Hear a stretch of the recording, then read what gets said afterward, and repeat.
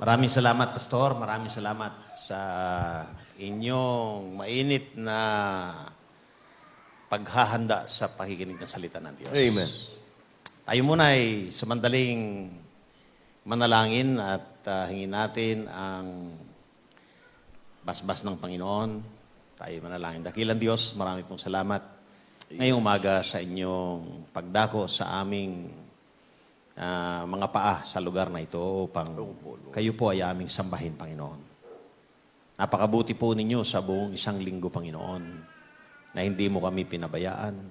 Pagkos kami ay inyong pinunuan ng mga pagpapala, pinalakas at iningatan ng aming kalusugan. Yes. At higit sa lahat, Panginoon, ay proteksyonan kami mula sa COVID-19. Opo. Dakilang Diyos, salamat po sa mga pagpapala. Ito man ay material, pisikal, spiritual, Panginoon. Opo. Napakadakila ninyo sa amin, Panginoon. Ngunit sa paglapit namin sa inyo, Panginoon, at lalo na sa pagtunghay namin ng iyong salita, makita po ninyo ang aming mga puso at isipan, ay may karumihan, hinihiling po namin, Panginoon. Yes. Muli, sa pamagitan ng mahal na dugo ni Kristo, linisin po kami, Panginoon. Yes. Upang walang migihadlang sa mga pagpapala ninyong inihanda ngayong umaga sa amin. Opo. At higit sa lahat, sa pagkilos ng banal na Espiritu sa aming mga buhay. Ang aking dalangin, Panginoon, gamitin po lamang ninyo ang inyong lingkod na inyong pong mouthpiece. Kayo po ang madakila, kayo, Panginoon, ang maitaas. Yes. Hayaan po ninyo, Panginoon, na kami ay maging instrumento po lamang at lingkod ninyo, Panginoon. Po. Marami pong salamat yung aming dalangin sa pangalan ni Jesus. Amen. Amen. Please be seated. Tutuloy ko ang ating pinag-aaralan sa Romans hanggang 34 po lamang. Mm-hmm. Good. Okay? Diyan po lamang tayo.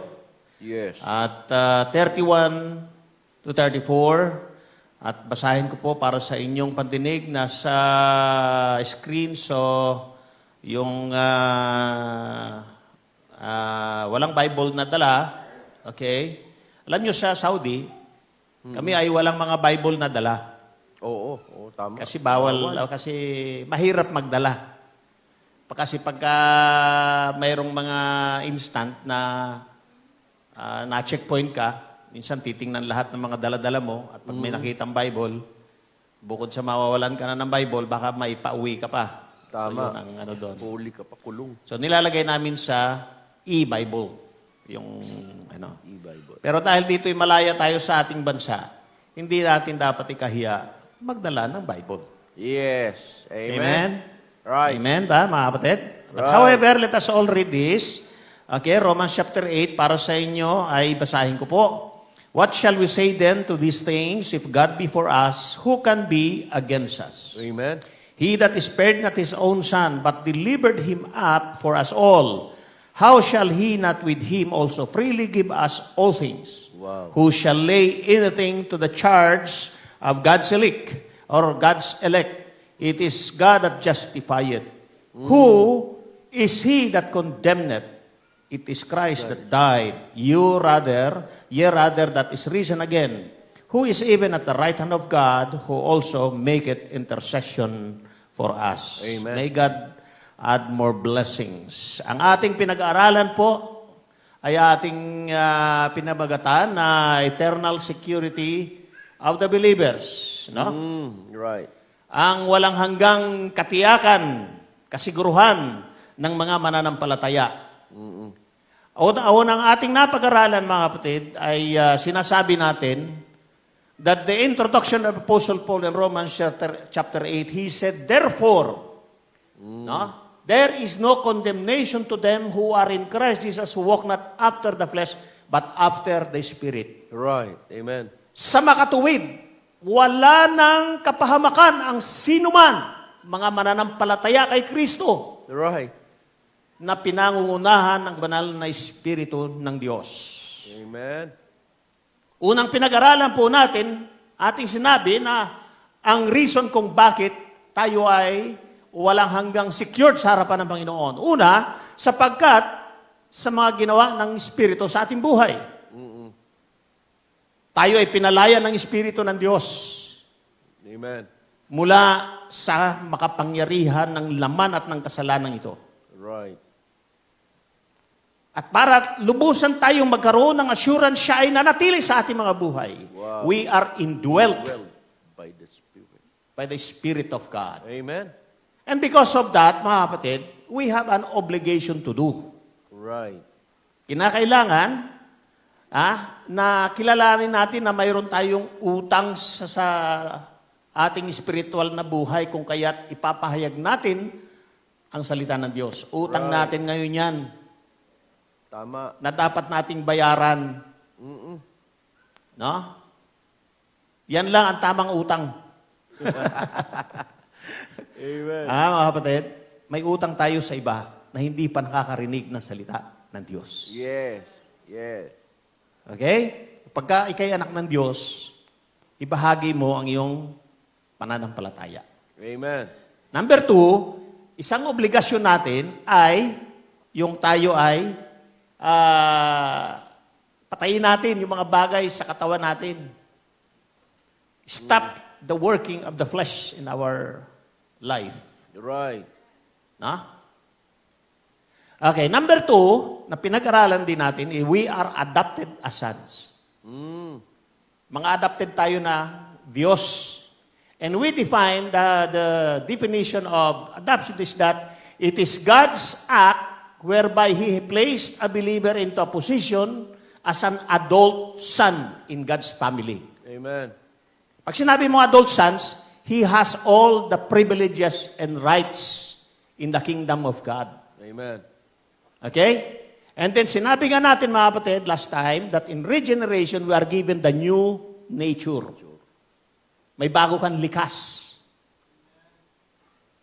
Kaya ka ipinanganak sa kaharian ng Diyos sapagkat may bago kang likas. Amen. Pangalawa, sinabi natin but in justification, we have a new standing. Sa harapan ng Diyos, ikaw ay diniklarang matuwid. It is a judicial act of God whereby He declares a believer of Christ righteous. Wow. Matuwid na tayo sa harapan ng Diyos. Amen. Are you listening? Amen. Sa harapan ng Panginoon, we are not condemned, but we are righteous. Amen. Good. Number 3, sinabi natin that we have a new position as a son when we are adopted. Okay? So, ikaw ay isang adult son. Alam mo ang mga privileges mo. Isa sa mga privileges that is we can pray and ask God. Alam niyo, privilege yan ng mananampalataya. Not only an obligation. Whereby we can cry, Abba, Father, as sons of God. Nandiyan yan sa Romans chapter 8. Ngayon po, ang ating papag-aralan, number 3, pakibukas. The afforded plan of God, of salvation by God. Pinag-aralan natin last time, no? Ang Romans chapter 8, verse 28 hanggang 30. Pinag-aralan natin yan. Okay? I will no longer dwell on that. But, always remember this, tinawag tayo ng Panginoon. No? Tayo ay itinalaga ng Panginoon. Tayo ay ginastify ng Panginoon at tayo ay nakahanda isang araw na i-glorify ng Panginoon. Amen. That is the final state of all believers. When He is glorified, He will be in heaven eternally with God. Amen. Right. That is our assurance. That's why we are eternally secured in the hands of God. Amen. Number 1, under that is God eternal purpose. Pinag-aralan natin yan. Number 2, ang papag-aralan natin ngayon is God's everlasting pact. And number 3, which I will discuss when I am given the time again, God's endless protection. Napakaganda ho ang maging anak ng Diyos. Amen. Good. Are you listening, mga kapatid? Amen. We are the most secured people in the world. Wow.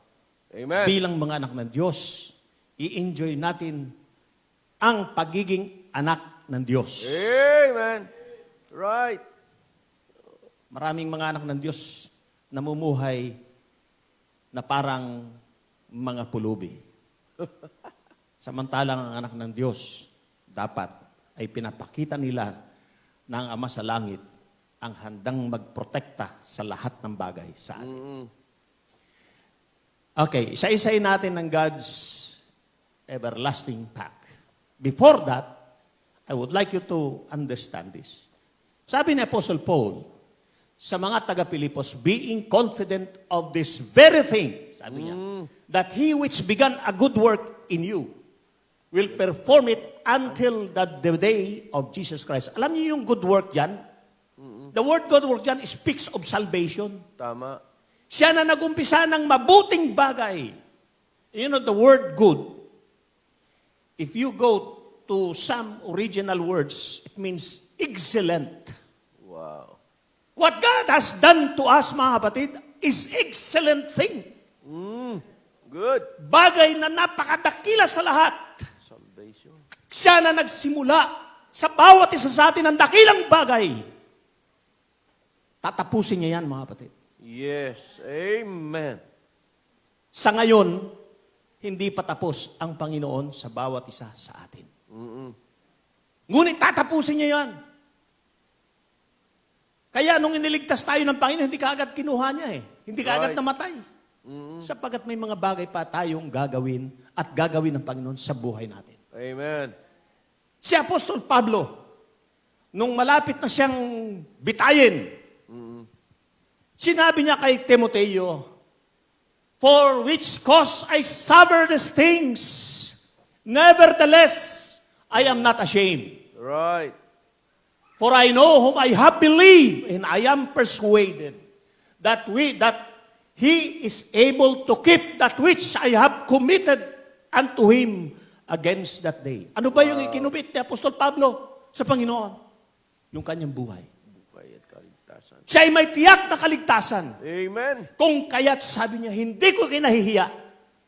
Bagamat ako man ay mag-suffer sa kasalukuyan, I am not ashamed. Because I know and I am persuaded Right. that He is Amen. able to keep.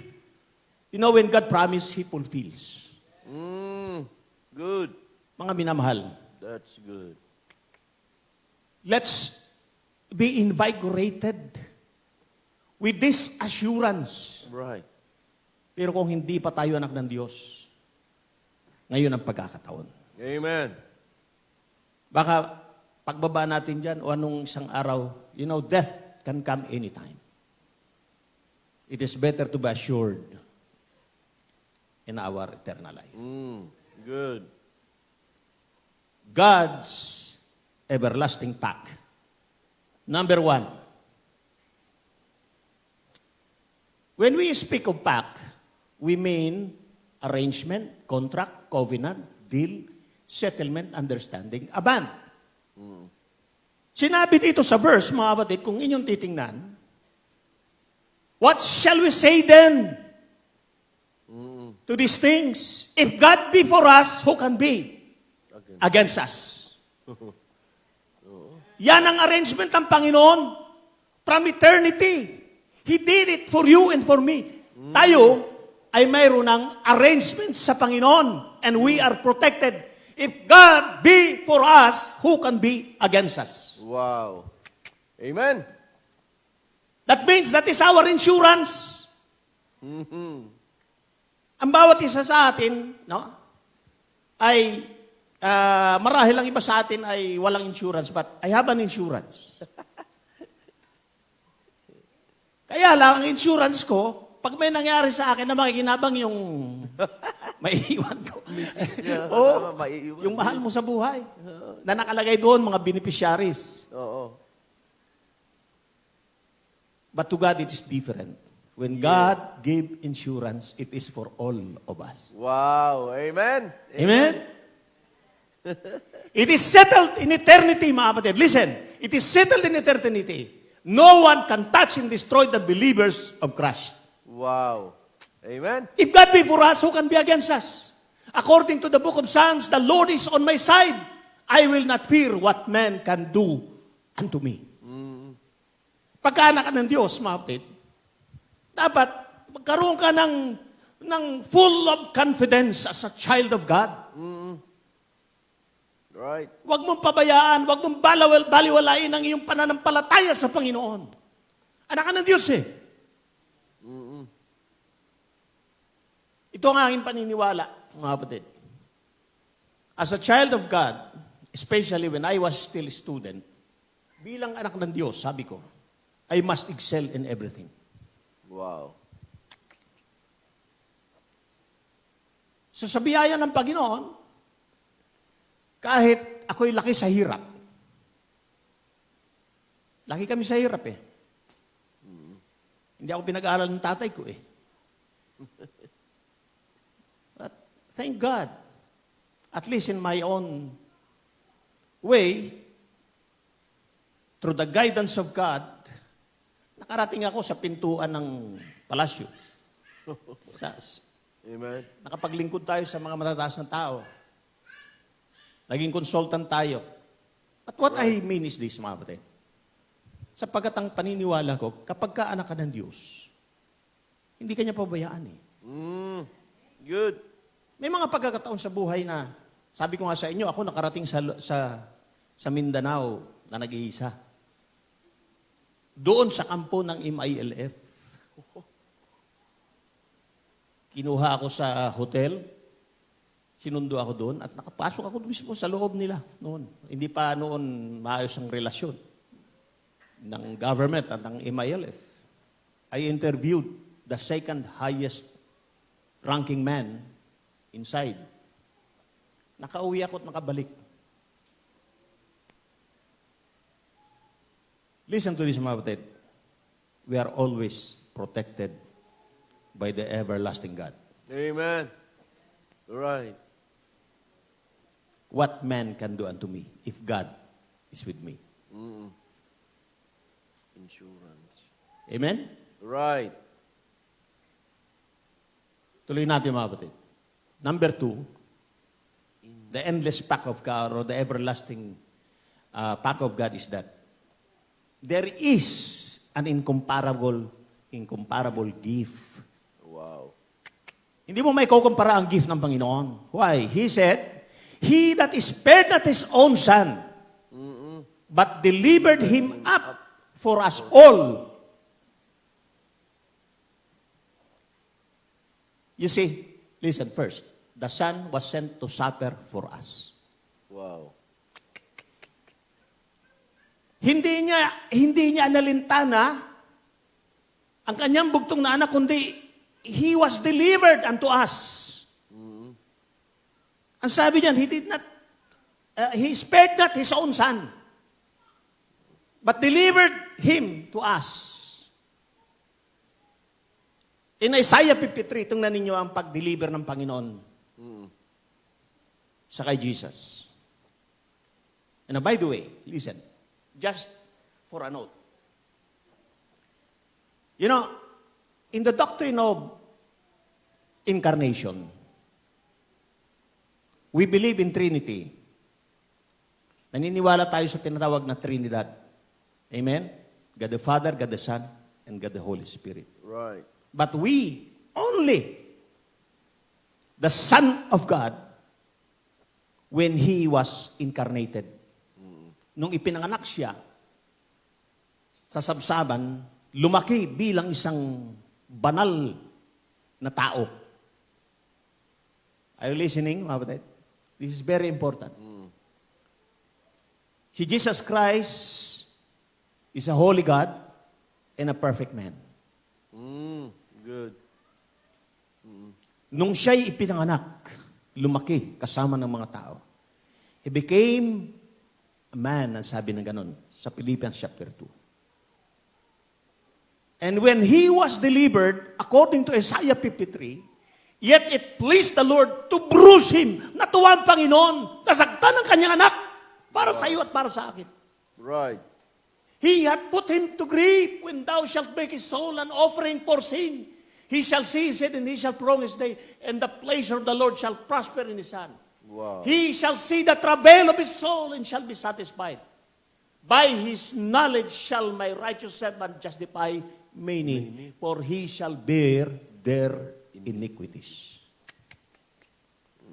Imagine niyo mga kapatid, listen to this. Sabi nga sa, tuloy mo, baka bukas mo. Ang sabi dito, in Acts chapter 2, saan siya tiniliber? Sa wicked hands. Wow. And those wicked hands crucified him. And slain. Napakasakit. Sa Ama sa langit. Ngunit di niya inilita na, He spared not His own Son, but delivered Him for us. He is incomparable gift of God for you and for me. Right. Kaya nung mapulpil ng Panginoon, ang ginawa niya para sa Ama, sinabi niya ito, tingnan niyo kapatid, I have glorified you on earth, I have finished the work which thou gavest me to do. Ginawa ng Panginoon para sa iyo at para sa akin ang Ama. Ibinigay niya kanyang anak. Nag-suffer si Jesus Christ. Though He was God, He did not thought to be equal with God.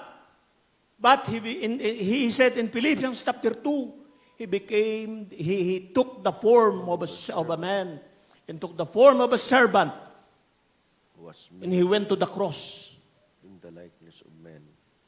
He died for you and for me. Amen. That's why He said, and now, Father, glorify thou me with thine own self, with the glory which I have with thee before the world was. Ito ang isang doktrina na nagpapakita na si Jesus Christ ay Diyos. Amen. He was equal substance with God, co-eternal, co-substantial. Sabi niya, give me the glory that I had with thee, glorify me. Amen. If Jesus is not God, He has no right to claim glory. But because Jesus is God, He claims that from His Father because it was from the beginning, He has that glory with the Father. Amen. Are you listening, mga kapatid? He is Right. incomparable gift of God. Binigay siya para sa iyo at sa akin. Yeah. Iniwanan niya ang glory sa langit. Bumaba siya sa lupang ito. Kaya nga ang tanong, kung isa lang ang nagkasala, bababa pa ba ang anak ng Diyos? Opo, bababa siya. Right. Para iligtas ang nag-iisang makasalanan. Right. Kung maalala niyo ang parable niya, there are 99 sheep. Right. Oh. Isa lang ang nawala. Wala. Hinanap. Hinahanap pa. Right. Amen. Mga kapatid, listen to this. Si Kristo ay namatay para sa iyo at para sa akin. Ang sabi diyan, mga kapatid, tuloy mo, pakibukas. Just go on. Second, the Son. Second, He must not only die for us, but the Son was greater far than all that God can give us. Wow. How shall He not Him also freely give us all things? Ang comparison dyan, mga kapatid, is that Christ is more important than all things. Tama. He is incomparable to all things. Greater than all. Kung binigay nga ang anak, mga bagay pa kaya na lesser. Yeah. Are you listening? Yes. Lesser value. Ibig sabihin dito, mga kapatid, si Kristo na ang pinaka sa lahat na pwedeng ibigay ng Diyos. Ang lahat ng bagay, less na. Ibigay niya. Kung gaya't ibibigay ng Panginoon sa kanyang mga anak. Amen. Sinabi ng Right. Panginoong Jesus, kaya hindi nyo natatanggap, hindi kayo humihingi. You don't have because you don't ask. Bibihira sa mga anak ng Diyos mag-dare to ask God. Pero sabi ng Panginoon, ask and it shall be given you. Seek and you shall find. Knock and it shall be open unto you. Sino ba yung nagsabing missionary? Expect Greetings from God. From God. I think si William Carey. Batid, Greetings. Expect great. there are restored abundant blessing for each one of us. Right. Are you listening? Amen. Say amen. Amen. Yes. There are stored abundant blessing for us. Wow. How shall He not with Him also freely give us all things? Wow. Lahat ng pangangailangan natin kayang punuan ng Panginoon. Ang problema, hindi natin alam kung ano ang pangangailangan sa kagustuhan. God can provide all things. Amen? Right. Amen. Christ is incomparable to all. He is greater than all. Yet God did not withhold Him for us. Wow. Freely He gave His Son. Therefore, all others that we may need in life can be given Amen. to. Right. Lahat ng- Amen. Ganda. Ibibigay ng Panginoon, mga kapatid. Alam nyo, ang worry, hindi makakatulong sa atin. Walang silbi ang worry, mga kapatid. It will not. Sabi nga ng Panginoon, sino ang makadagdag ng isang pie? Sabi ng Panginoon Oo. na nag-worry ka eh. Tama. Pero ano ang dapat kong gawin? Seek ye first the kingdom of God. Amen. And all these things shall be added unto you. Wow.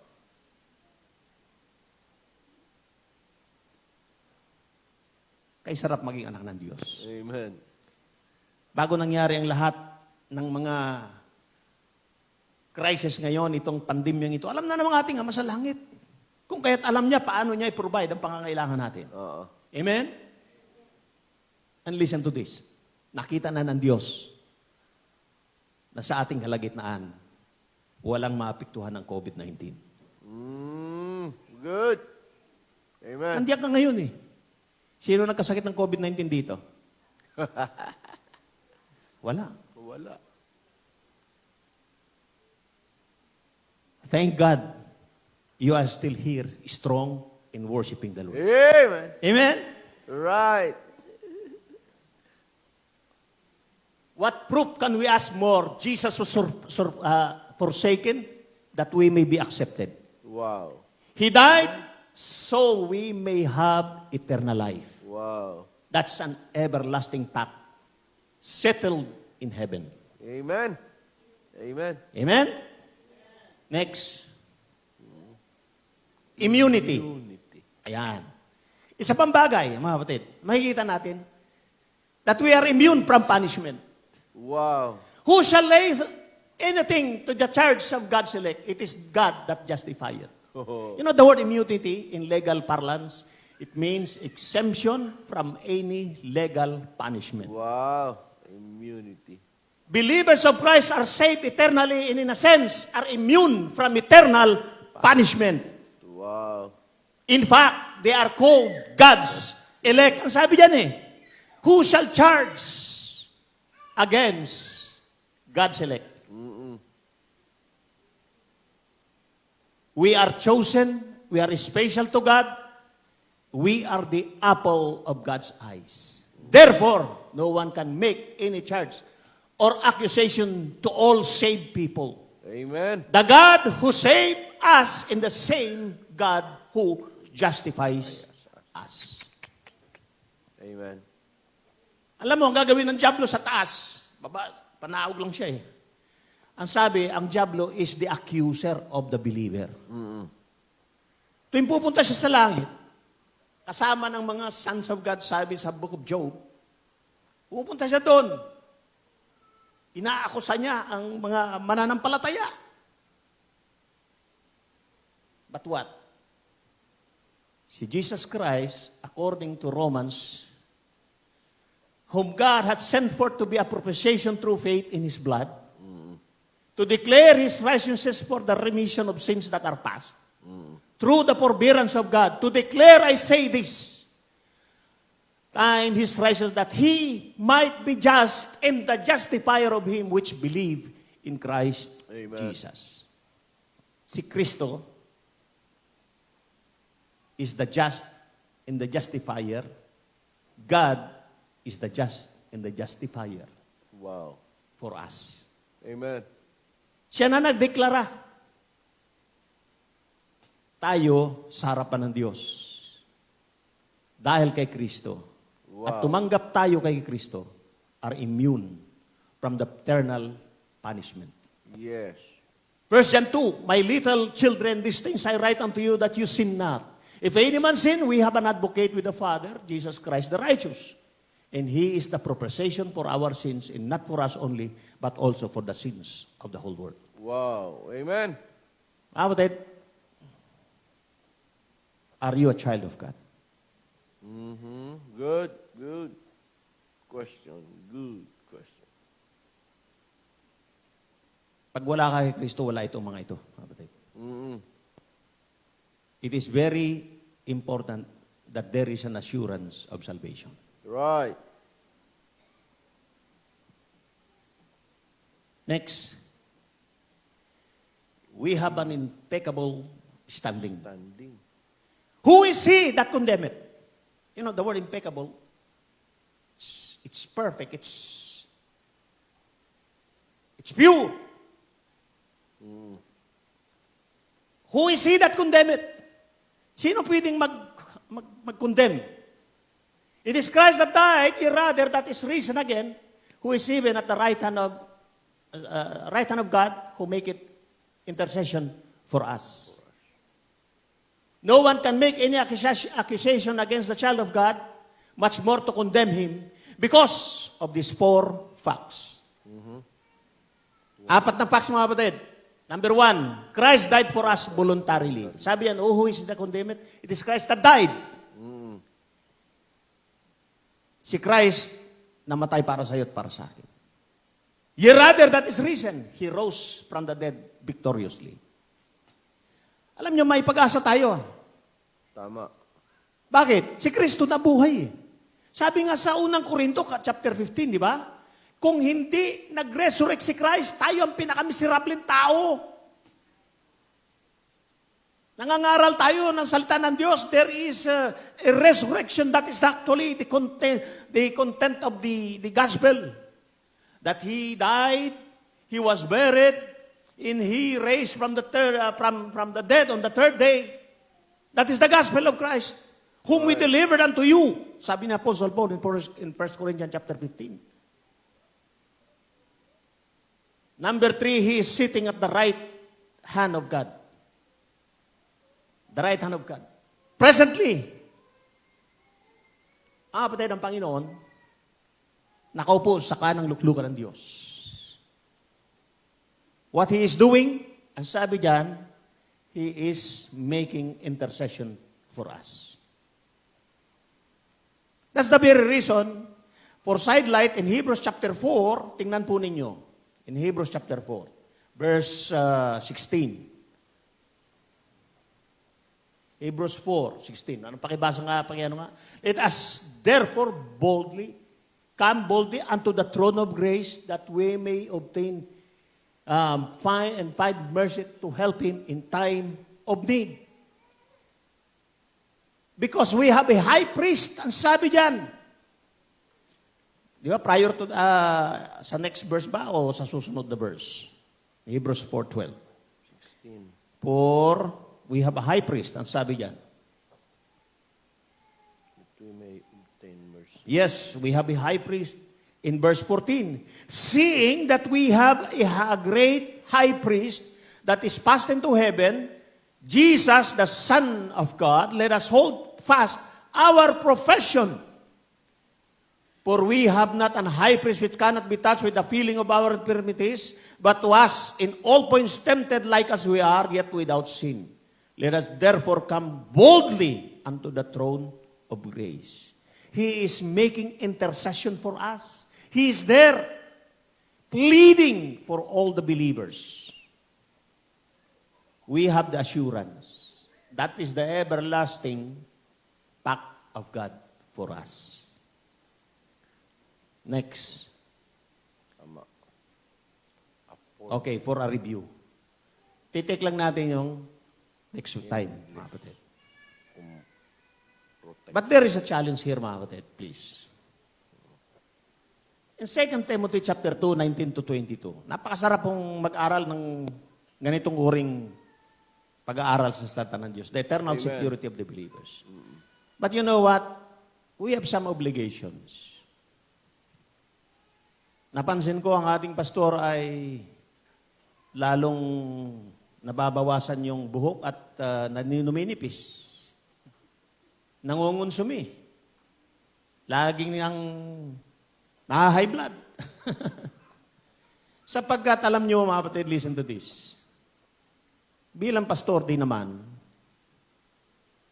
wala kaming mithiin kundi makita namin ang mga anak ng Diyos nasa mabuting kalagayan, lumalakad ng ayon sa Panginoon. Yeah. Sabi dito, mga kapatid, this is our challenge. Never release the foundation of God is stand it sure. Right. Having this seal, the Lord knoweth them that are His. Alam ng Panginoon yung kanyang sa Kanya. Alam ng Diyos kung sino ang tunay na anak ng Diyos sa atin. Are you listening?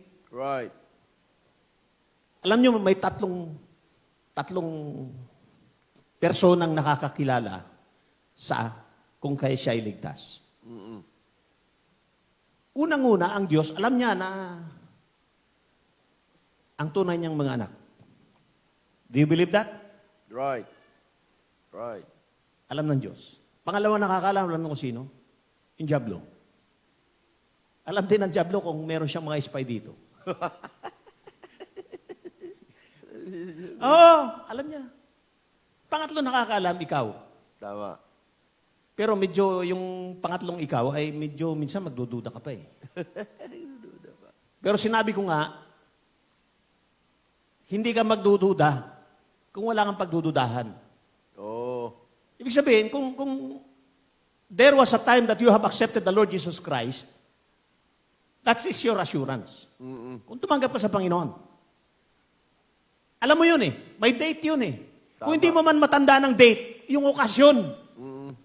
Ako, natitiyak ako, ligtas ako. Tumanggap ako sa Panginoon. 1977. Ang iba sa atin ay sa guni-guni, wala pa. 1977 ako tumanggap sa Panginoon.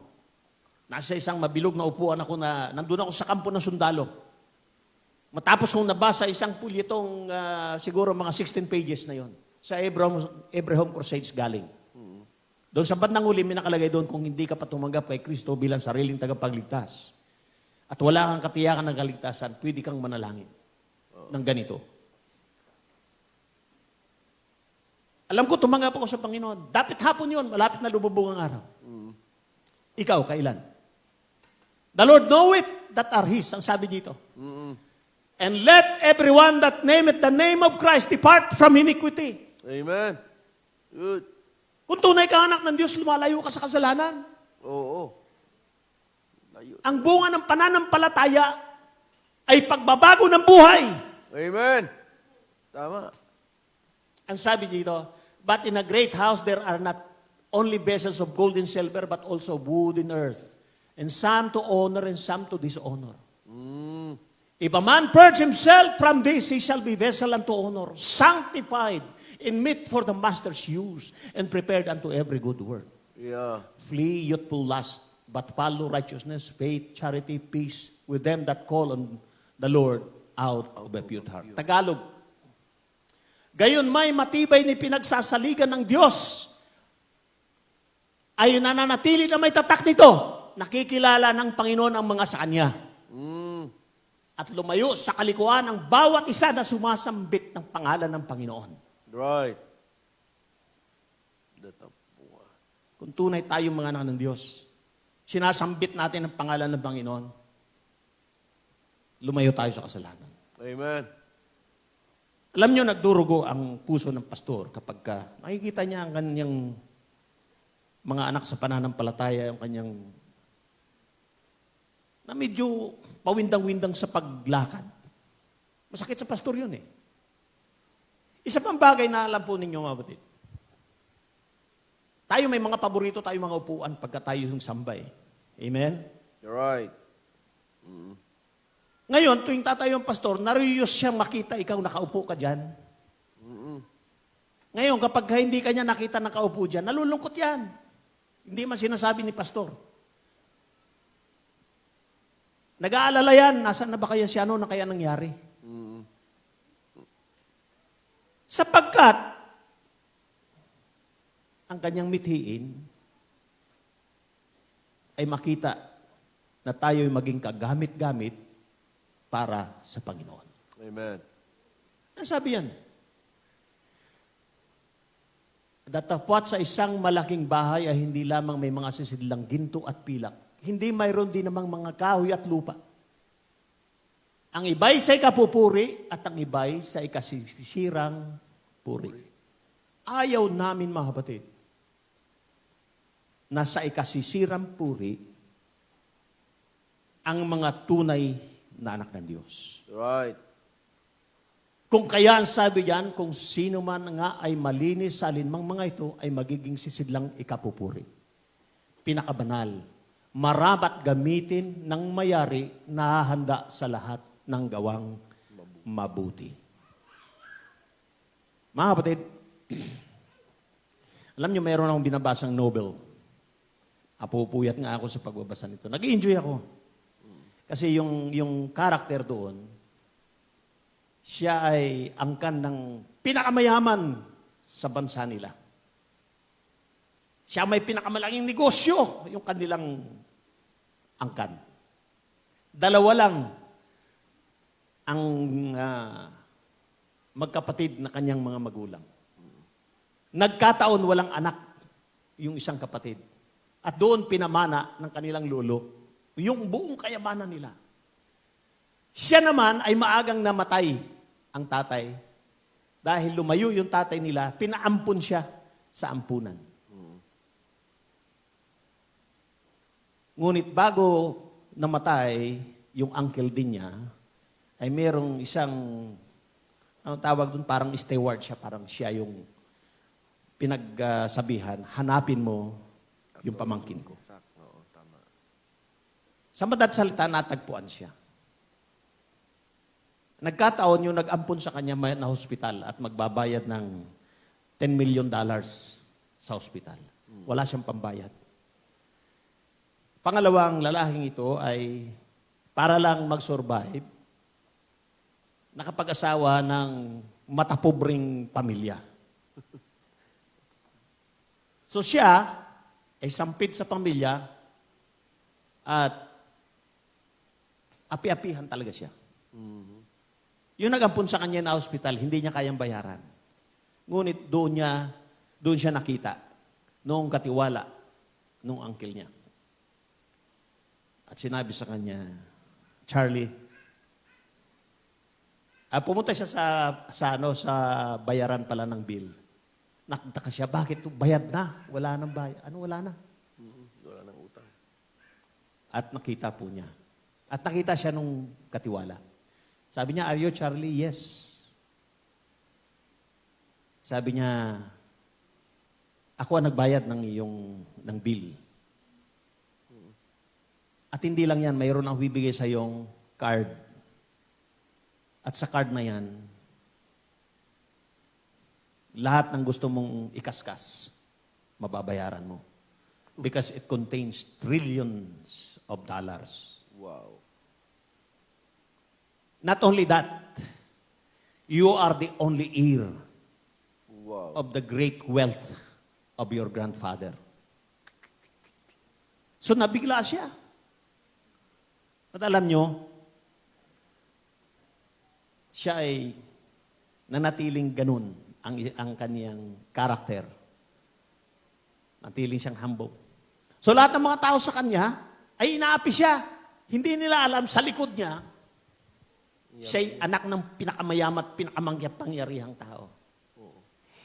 Yung palang mga negosyo na naitayo, sa mga malalaking negosyo doon, sa kanila lahat.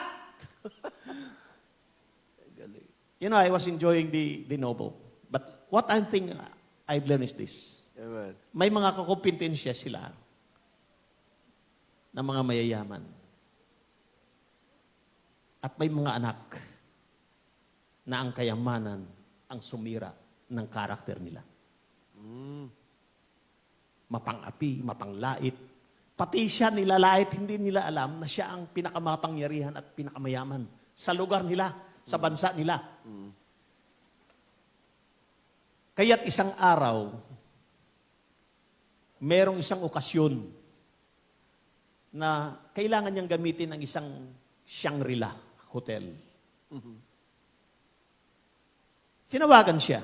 Sabi sa kanya, Mr. Charlie, your grandfather is the owner of Shangri-La.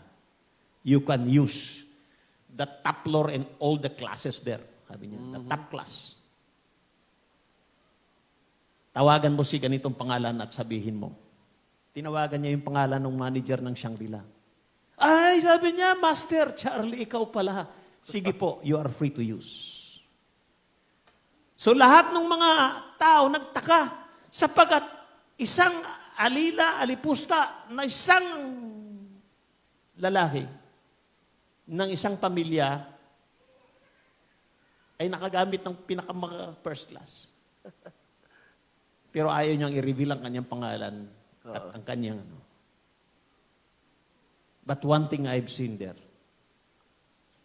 a true wealthy person, if he has a character, does not change it. Amen. Ang isang tunay na anak ng Diyos ay may karakter, mga kapatid. Amen. Mayaman ang ating Ama sa langit. Ngunit gusto niyang makita, masaya ang kanyang mga anak. Dapat lamang na tayo namumuhay ayon sa kalooban ng Panginoon. Amen. Amen.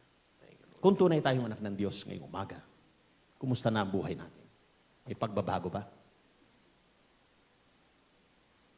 Nawa kung ang pagbabagong yan ay pagbabago sa maayos na buhay. Amen. Let this life be a vessel unto honor and not to dishonor. Amen.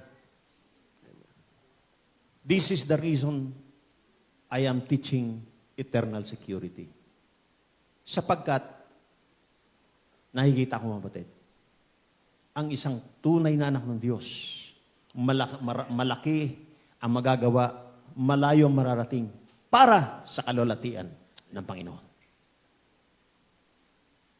In a house, there are two kinds of materials, ang sabi diyan. Ginto man at pilak, sabi niya, nalalagyan. Ang iba, kahoy. Kahoy man din. Kung ito ay kagamit-gamit, it is a vessel unto honor. Anin mo, kung ito man ay isang metallic, pero kung hindi vessel unto honor, hindi matutuwa ang Panginoon. Yes. Amen? Ikaw ba ay vessel unto honor as a child of God? Let's bow heads and close eyes. Tayo manalangin, Panginoon, maibigin sa lahat. Salamat po, Panginoon, sa katiyakan ng kaligtasan ay pinagkaloob ninyo sa amin. Ngunit bilang mga anak po ninyo, Panginoon, dalangin kong turuan po ninyo ang aming mga buhay ay maging kaaya-aya sa iyong harapan. Yes.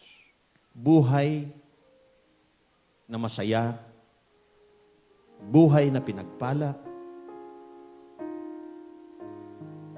buhay na isang fulfilled because we are doing your God's will, O God, Yes. in our life. Purihin ka, Panginoon, sa dakilang kaligtasan na pinagkaloob mo sa amin. Ngunit nawa, i-treasure din namin ang kaligtasan ito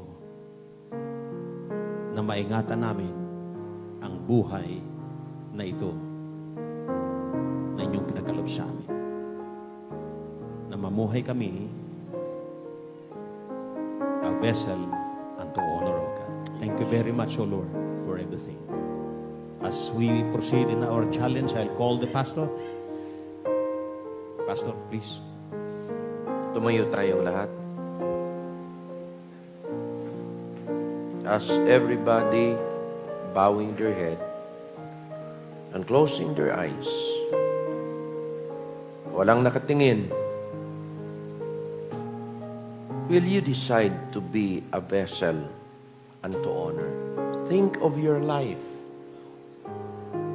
Pwede ba ngayong umaga sasabihin, Panginoon, ihahandog ko po ang aking buhay na bilang sisiglang maging kapuri-puri sa inyo. Sisidlang maging kagamit-gamit sa inyo. If that is your desire, step out from where you are, punta ka dito sa altar. Idalangin mo, dalhin mo ang sarili mo sa Panginoon. Will you come? A vessel unto honor, fit for the Master's use. Sige po, huwag kayong mahiya dito sa harap. Panginoon, kahabagan niyo po ako. Hangad ko ng aking buhay maging kagamit-gamit po sa inyo. Habang nanalangin ang bawat isa dito, ipanalangin yung buhay niyo. Mayroon ba dito magsasabi, Pastor, nabanggit nyo kanina na mayroong katiyakan ng kaligtasan. Na kayo nakakaalam na pag kayo namatay sa langit kayo. Gusto ko pong malaman, tulungan niyo ho ako.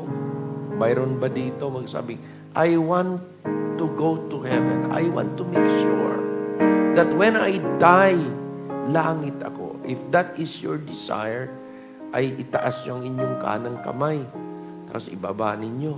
Mayroon ba sa ating kalagitnaan? Hindi ka pa sure 100% that when you die, you will go to heaven. This is your opportunity. Will you accept Jesus Christ? Mayroon ba? You can raise your hand. You can raise your hand. Kung wala, dalanginan ko kayong pumunta dito sa harap. Wala po tayong ibang hangad. Ang hangad natin, habang tayo naglilingkod sa panamang, ang buhay natin ay maging sisidlang kapuri-puri sa Diyos. Yan po ang pinaka-fulfilled na buhay. Abang banal, marami pong lumapit sa harap. Kanilang dinala ang kanilang mga sarili at hinandog sa inyo.